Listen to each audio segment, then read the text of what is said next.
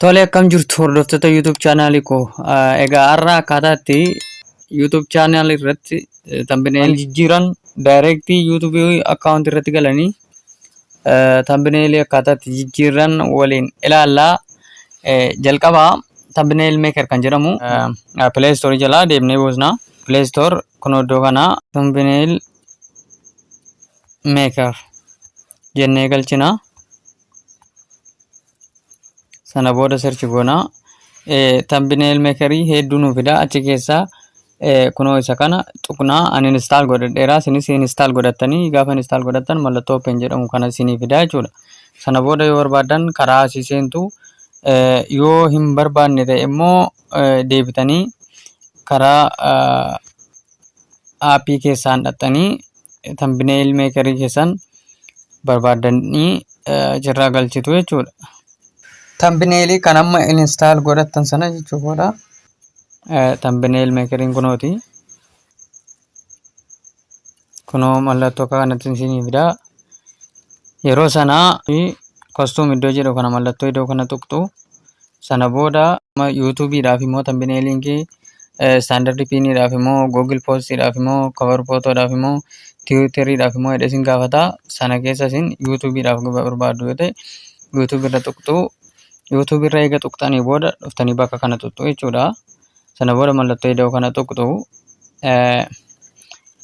Yeroo sana kaameraadhaan yookaan amma kaastee turre galchitamoo galarii keessaa fudhattaadha. Thumbnail kan hojjetattee jirtu barbaaddee galchita jechuudha. Kan hojjennee jirru galchina jechuudha. Fakkeenyaaf amma an thumbnail hojjedheeru kanan filadhaa. Kun akka kanatti naa fida.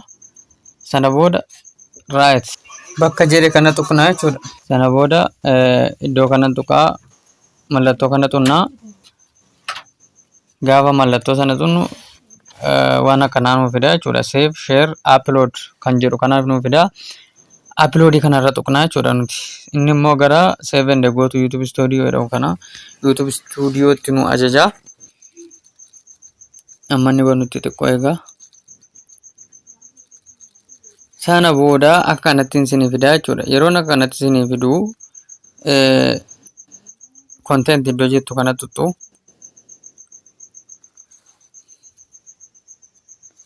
Sana booda contentoota jiran viidiyoo kana dura upload goote hunda isaa si fida. Sana keessaa waan jijjiiruu barbaadu fakkeenyaaf thumbnail kamirra akka oolchuu barbaadu filattaa jechuudha. Fakkeenyaaf ammanii walaloo ajaa'ibaa kana kan jedhu irratti jijjiiruu barbaada. Sana booda bakka sanarra tuqxaa. Gaafa bakka sanarra tuqxu mallattoo akka iskiriptoo, sheerii fi viidiyoo si fida. Mallattoo irra tuqxaa jechuudha.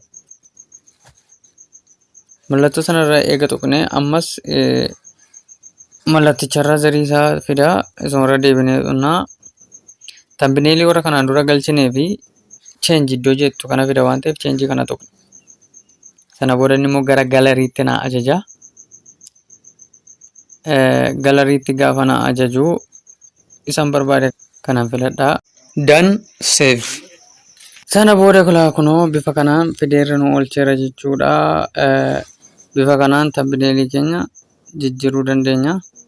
Fakkeenyaaf kunoo direct fideerra naa kaa'eera. Thumbnailin akkamitti akka irra galchinu bifa kanaan walitti argisiisneerra. Faayidaan isaas viidiyoota jiran keessaa ifee akka inni mul'ate daawwattootatti mul'atuuf gargaara jechuudha.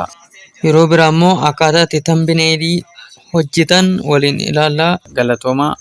Iddoo nagaa oola. Chaanaalii koo subscribe gochuun dagatii.